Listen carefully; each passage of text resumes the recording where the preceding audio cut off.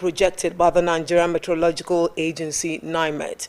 Deputy Governor Olaide Ade assurance during an on-the-spot assessment of flood-prone areas in Usho and the bridge connecting Ekporowo with Ekporo Emure in our local government area of Ondo State. Government House correspondent Zime Biemi's report is presented from our studio. 3 major bridges linking Usho to Ekiti State and Ekporowo to Ekporo Emure have been washed away by floodwaters, effectively cutting off access between the communities. Deputy Governor Olaide Adelami, represented by the Permanent Secretary in his office, Mr. Idowojo, led a team comprising officials from the State Emergency Management Agency, SEMA, the National Emergency Management Agency, NEMA, and the Red Cross to assess the level of damage. The first port of call was the palace of the Oloba of Usho, Oba Ademola Olanipekun, where the monarch and his chiefs warmly received the delegation. The waterways dumping references project it's what we should discourage. Then we should also make sure that we plant trees, like thank God we have one here that will serve as a windbreaker. So we encourage the other people to do that too.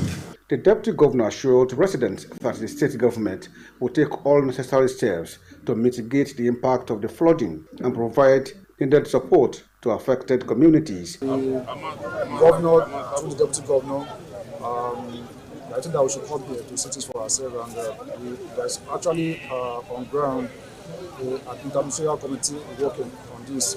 The Ministry of Infrastructure has been there to assess the situation, and they are working currently on what to do. We as SEMA too, we are also taking the respect of those who are affected, of which I'm sure that the government will also release items at the appropriate time. Chairman of our local government, Tokwe Omalayo, and the Oloba of Usho, Oba Ademola Olanipekun, expressed appreciation for the prompt response by the Deputy Governor.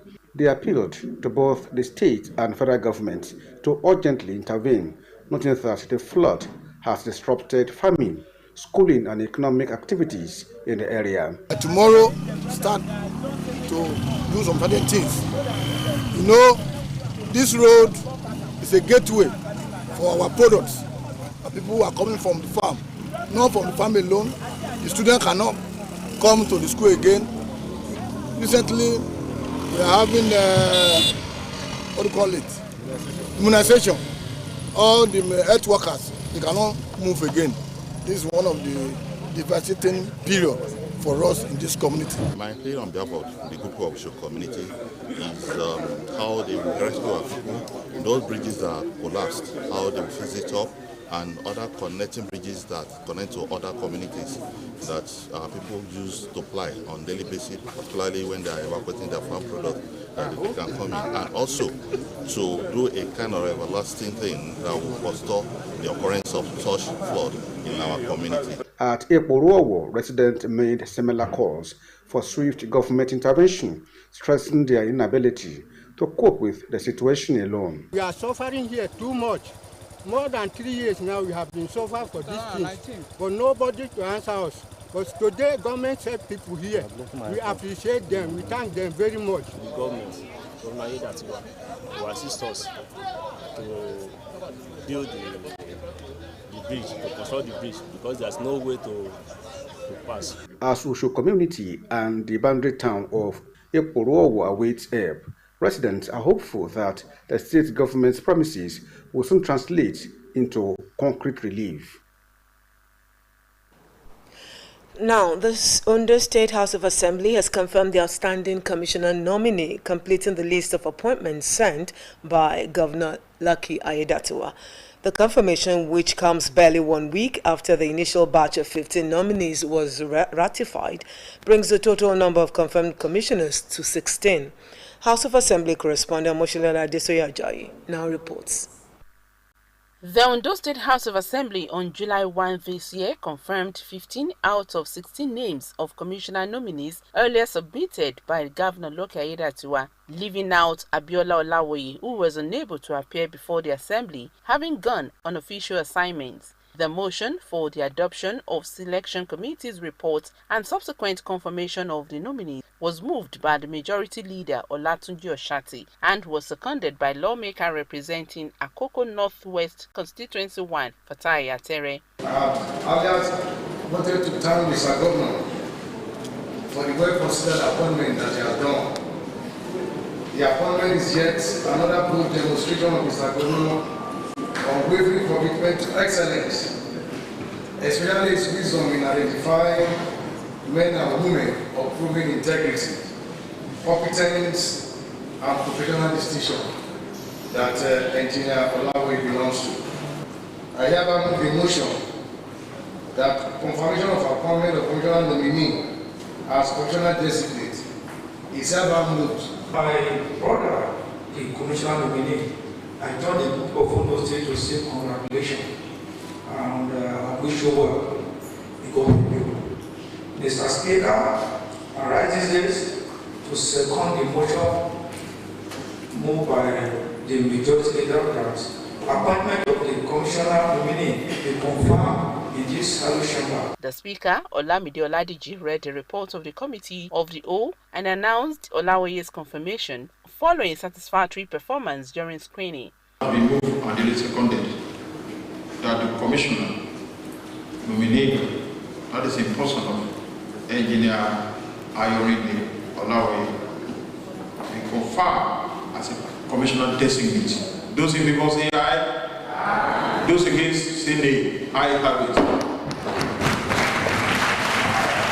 He congratulated the new commissioner designate and urged him to justify the confidence reposed in him by the governor and the people of Ondo State. Responding, Mr. Olawaye expressed gratitude to the governor and the assembly for the opportunity to serve again and pledged to bring his wealth of experience into the cabinet to support Governor Aiyedatiwa's administration in advancing the development of the state. Also use this media to appreciate the State House of Assembly for their dedication and support and commitment towards the development of our state. Thank you very much for this great opportunity. I really appreciate you. I believe that in this state of assembly, our strength will not fail us. Thank you very much, sir. With the confirmation of the final nominee, the Ondo State Executive Council is now fully constituted, setting the stage for policy implementation and governance across sectors. Meanwhile, no fewer than 4 executive bills were read for the first time during the plenary. Omoshiliola Adesoye Ajayi, Osrc News. In another development, in a bid to deepen youth engagement in governance and leadership, the Ondo State government has inaugurated the 3rd session of the Youth Parliament following a formal proclamation by Governor Lucky Aiyedatiwa. The event marks a new chapter in promoting youth participation in the democratic process.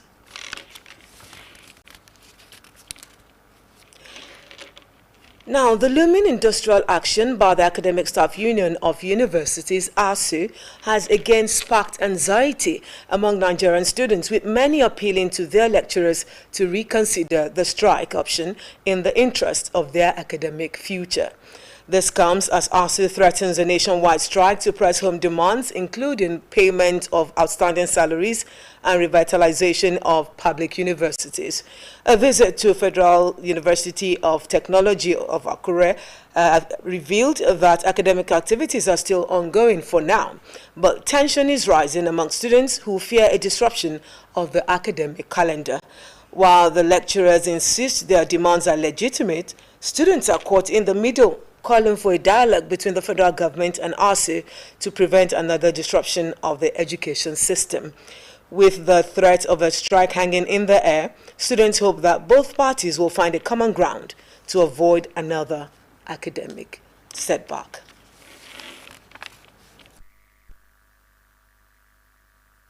Wise, it's going to be kind of time waster for us. I think I was in 200 level that time, and we spent almost 8 months at home. So the strike actually disturbed the calendar of the school, that we have to start the section afresh. So it was a very long something. I don't want to experience it again. To me as a person, I actually find that relieving, because going on a strike is another waste of time for students, because it has happened before that some students had to stay home for so many years. So we can say that it's going to take a very short time and it will take long before the school resumes back. So I think it is relieving that it's not affecting us. I think for now we are hearing it's not affecting us. We don't know about it, but it's actually okay that it's not affecting us. Now, talking health, Lassa fever remains a growing public health concern in Ondo State, as the latest figures from the Nigeria Center for Disease Control and Prevention (NCDC) ranks the state as having the highest number of confirmed cases nationwide. But the Ondo State government says it is ramping up efforts to curb the spread of the disease. Blessing Obi tells us more. The rising wave of Lassa fever cases across several Nigerian states is triggering renewed concern over public health safety. According to the latest data from the Nigerian Center for Disease Control and Prevention, Bauchi, Edo, Taraba, Ebonyi, and Ondo states account for about 91% of all confirmed cases recorded this year. Ondo State alone accounts for 31%, making it one of the worst hit in the country. Despite the figures, the Ondo State government insists it is not relenting in efforts to contain the disease. Speaking on the development, the special advisor to the governor on health, Simidele Odimayo, said several proactive measures, including the establishment of treatment centers across the state, are being taken. He also spoke about ongoing sensitization campaigns discouraging residents from exposing food items to contamination and educating the public on safe food storage practices. Ondo State is considered the epicenter because the state government is responsible to the people towards eradicating and controlling the disease. In addition to that, the State Executive Council, in the last council meeting, has approved a research activity that will lead to sustained control, that will lead to eradication of Lassa fever in Ondo State. So the State Executive Council has approved that, and work is about to start on step-up researches that can be able to bring about control that can lead to eradication.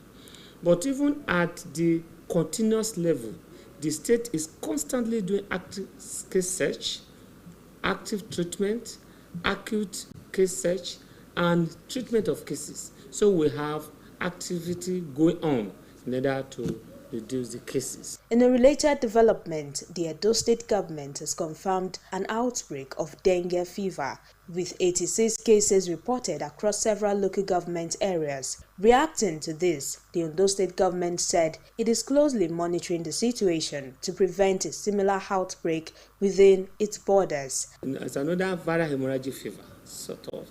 And the zone peculiarity is transmitted by mosquito.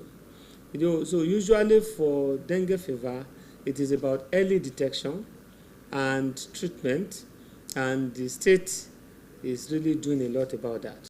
We have already informed and we are educating our people across the coast, across our borders, to be able to identify dengue fever and be able to promptly refer them for treatment. But we don't have cases in the state as at present. So we are making effort because dengue fever is like a typical viral infection that is associated with body pains, with fever, with headaches, and so many other complications can result from it, leading to hemorrhagic manifestation. As concerns grow, health experts are urging the public to maintain proper hygiene, avoid contact with rodents, and seek immediate medical attention at the first sight of symptoms. Health officials say early detection and community cooperation remain vital to breaking the chain of transmission. Blessing Obi, Osrc News. As Nigeria edges closer to the 2027 general elections, the African Democratic Congress ADC is beginning to draw attention with a number of politicians reportedly crossing over to more established parties. This trend has sparked conversations about whether the ADC could emerge as a credible third force in Nigeria's political space. Osrc's Omoriola Ogbenje takes a look at what this could mean for the future of the party and the country at large.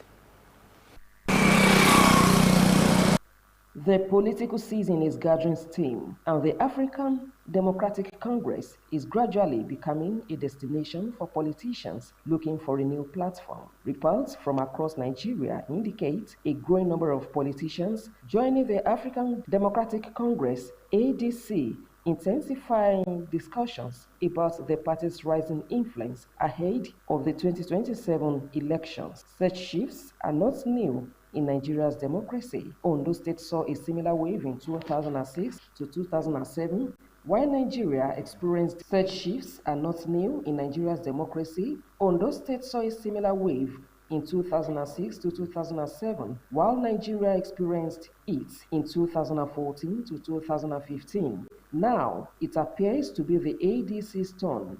But the big question remains, can the ADC offer a genuine alternative to the APC and PDP?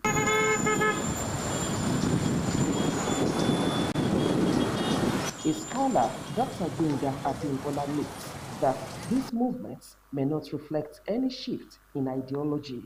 Some of them who have rushed to the ADC now, they've been in government. Some of them, Amechi and Co., they've been in government since 1999. So the likes of Amechi have only, even including Rufai was minister. So under Obasanjo since 1999. Now he was first as Bureau of Public Enterprises, later minister, FCT, and all the rest. These guys have been in government since 1999. They have barely been out of government for just about 2 years, and they are not satisfied. Veteran journalist Martins Oloja says the party must go beyond defections and build solid structures to avoid becoming a refuge for the politically displaced. If they can tame their own ambition, this one wants to be presidential candidate, this one wants to be presidential candidate, even those people who should be developing, who should be statesmen, they still want to run. Some people, you say, if I don't become a presidential candidate, that is, you remember that even one of their traducers, one of the person generally believed to be destroying them now, wanted to be a presidential candidate. He was not presidential candidate. Then he wanted to be running mate. They didn't allow him, so he moved away to sabotage the presidential candidate of that same political party like PDP. Analyst Lekon Olajobi stresses the crucial role of a strong opposition in a healthy democracy, but warns that many political parties suffer from a lack of clear ideology and long-term vision, noting that this deficiency undermines their effectiveness and ability to offer credible alternatives to the ruling government. Every viable democratic setting is supposed to be an opposition.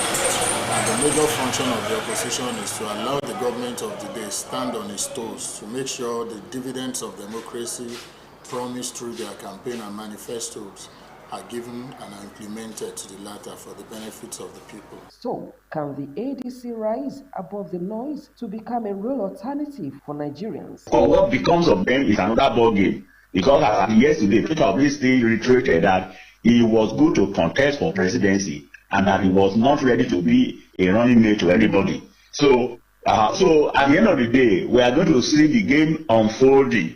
We are still in 2025 for crying out loud. We still have the whole of 2026 before we enter 2027, the election year. So, but the only thing I am happy about is that this coalition is good for Nigeria just in one aspect of putting the APC government on its toes, so that the APC, Tinubu and APC cannot continue to just rule us with impunity, taking us for granted. But beyond that, I've not seen any redemption. I've not seen any salvation. I've not seen anything that is going to benefit us in that coalition, because those guys that have ganged up together, they are no better than Tinubu and those running Nigeria for now. With many interests now rallying under the ADC banner, all eyes are on whether the party can manage its internal politics and deliver a clear plan for its future.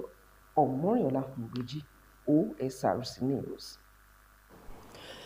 Meanwhile, some People's Democratic Party (PDP) leaders in Ondo State have publicly denied any involvement in a coalition or merger with the African Democratic Congress (ADC). In a joint statement issued in Akure, key PDP figures dismissed reports of defections and alliance talks as mere political distractions lacking ideological substance. The statement was signed by party members including Bode Olajumoke, Eddie Olafeso, Agbola Ajayi, and Debo Ologunagba, among others. The PDP leaders reassured their supporters that the party remains strong, focused, and united in Ondo State. They said no official coalition discussions have taken place at either the national or state levels, contrary to circulating rumors. Acknowledging concerns raised by the movement of some members, the leaders affirmed that the PDP's organizational structure across the 203 wards and 18 local government areas remains intact and fully operational. They reiterated the party's commitment to rescue, rebuild, and reposition Nigeria and Ondo State through the ballot. The PDP leadership cautioned members against being distracted